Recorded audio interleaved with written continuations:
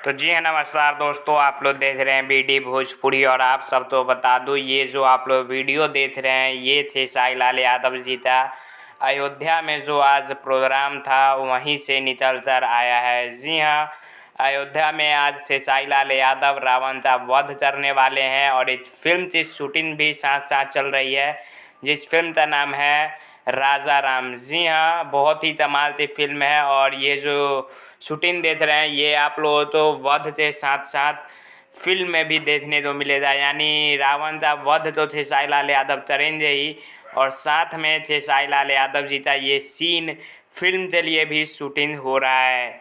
तो आप लोग देख सकते हैं थे साई लाल यादव हीरोइन सीता का रोल निभा रही हैं, लक्ष्मण जी पीछे खड़े हैं और ये अयोध्या में थे साई लाल का वीडियो है। जी हाँ, और भी इंटरेस्टिंग वीडियो आपके सामने निकल कर आएंगे, तो चैनल को सब्सक्राइब करते ज़रूर रखिएगा।